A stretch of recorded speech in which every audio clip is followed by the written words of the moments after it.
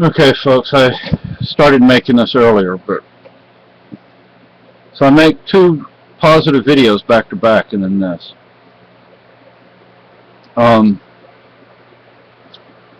so you know, our house was cluttered. It was clean. It was cluttered, but we fixed all that up, right? Our landlord says take your food down to the basement. Took our food down to the basement. Didn't want to, but we did. Now we have mice eating our food. Alright. When we first moved in, our neighbor, who has since moved, cut our Wi-Fi antenna.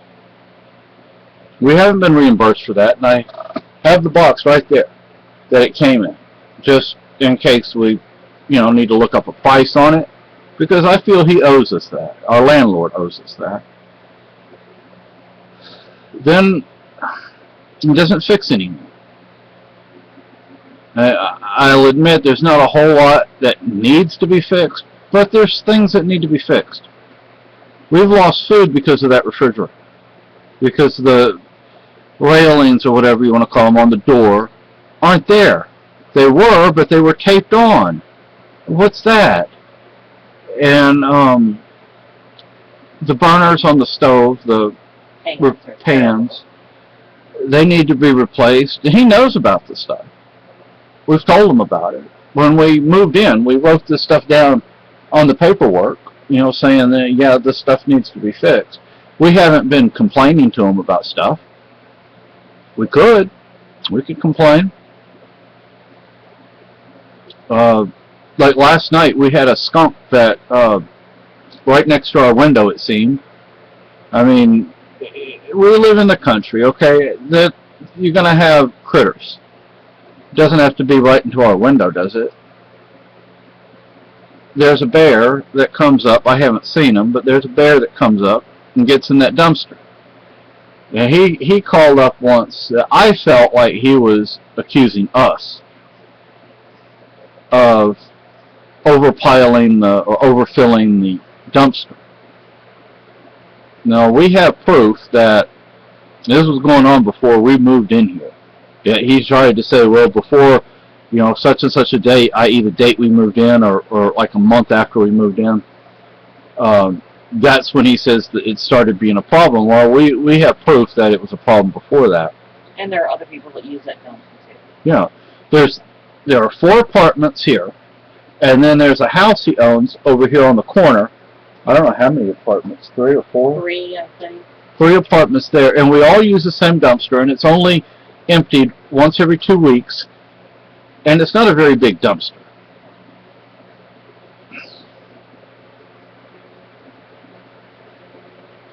Right now we're trying to get New Hampshire housing. We're on Keene housing.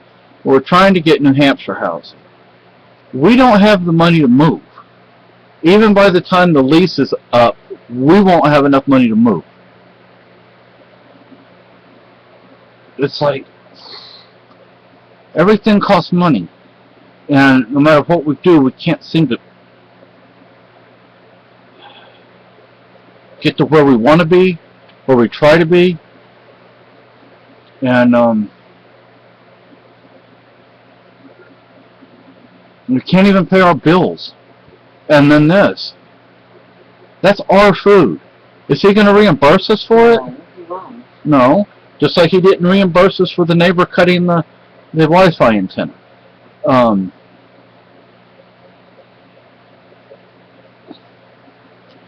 we want to move out of this area anyway. So, but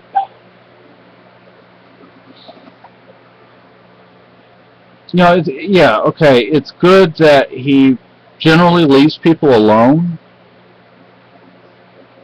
Generally. I like that privacy, believe me.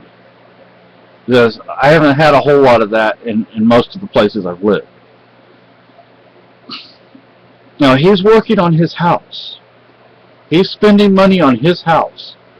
He's having some work done. I don't know exactly what it is. It looked like there's some insulated stuff he was putting in,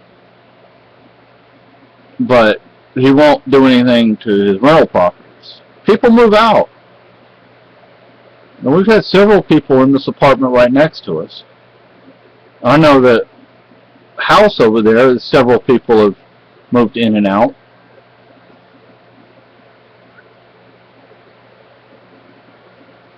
If he sees this video, hey, you could have taken care of all this stuff. So don't get pissed at us. Don't dare get pissed at us. We could take this to Keene Housing. Would you like us to take it to Keene Housing? We don't want to do that. We have other avenues as well. We don't want to have to go through those other avenues. And then our wonderful neighbor. First he says, it tells Carolyn, He doesn't really know anything about her at first. And yeah, it tells Carolyn, well, don't bother her, don't talk to her. Well, she comes over here.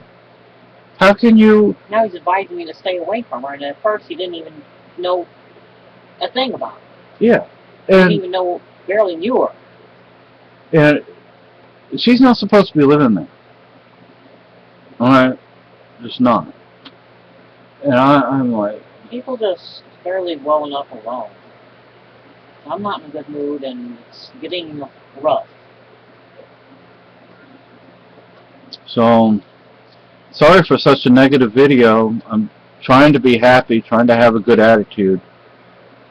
Things were going great yesterday and today, and then this. You know. We have this kitchen that is the biggest room in the house. Yet we can't really use it. Because if we put something in front of the window, oh, God forbid, you know.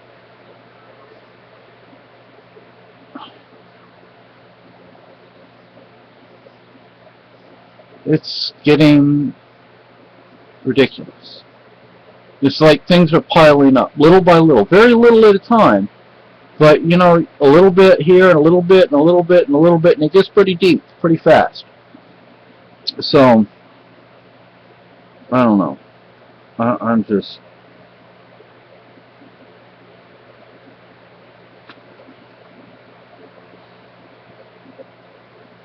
we don't want to live in Keene if we can help it, for a number of reasons. One is there's a particular person that popped up after a year or more and started mouthing off, and you know, he lives in Keene. Last time we checked, I mean, we saw him. We saw him one day, so we assume he's still living there. I don't know if the person who used to own that house still owns it, or if she sold it. I know she doesn't live there anymore, but I don't know if she still owns it. The odd thing is, there are still people who believe the stuff he says. People that are otherwise very intelligent people, and they're activists. They're fellow activists. Thankfully, there are a lot of activists that know what kind of guy he is.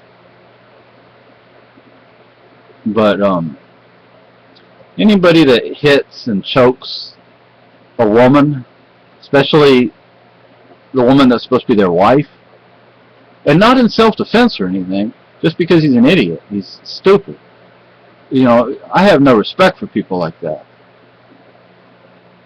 You know, the closest thing I've come to hitting Carolyn was with a rifle. She was shooting it one day, and the rifle hit her right here.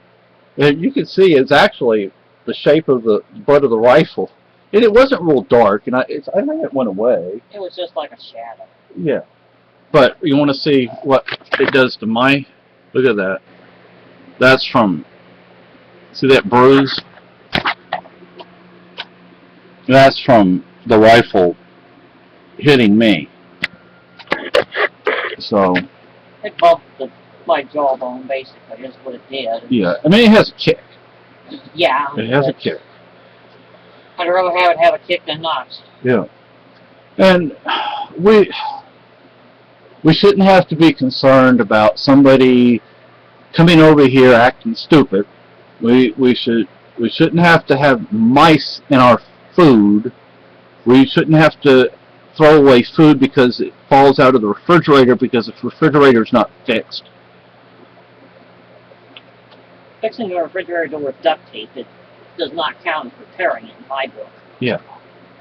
I mean, you know, a lot of people say, you know, the handyman's all, you know, go-to thing is duct tape. I don't use duct tape. She doesn't use duct tape. Okay? If we're going to use duct tape, it's going to be temporary. You know, or it's going to be because you would use duct tape for it.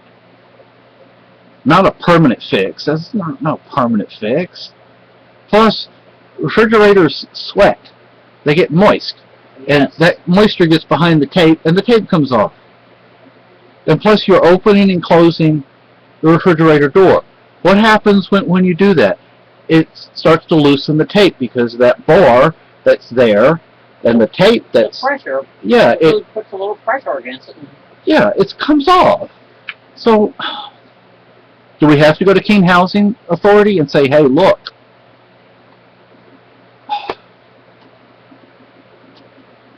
and we have expenses. We still have to get the license plate.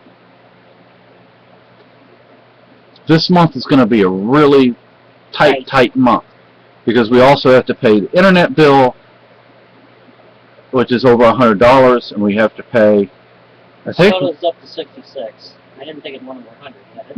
yeah, it went over 100. No, I didn't realize it. Yeah, it's like 130, I think. Oh, God. And I think we owe PSNH a little extra. Not too much. Yeah. So I'm like, you know, we have to buy And gas. jobs are just so damn plentiful in the state. Carolyn had a job, but she had to go all the way to the other side of the state, For Wilton. to Wilton, over what, near Nashua? Yeah. And- Not in the center of the state. Yeah. But see, the cost of getting there and back, the gas, you're not breaking even there. It's costing the same amount. Basically, about 2/3 of my paycheck would have been going to gas. Yeah, so come on now. So what's the point? And yeah, our landlord, he's like, oh, you ran out of money already. You try living on what we have a month with our expenses. You try doing the things you think we can just do with our physical issues. I'm tired of it.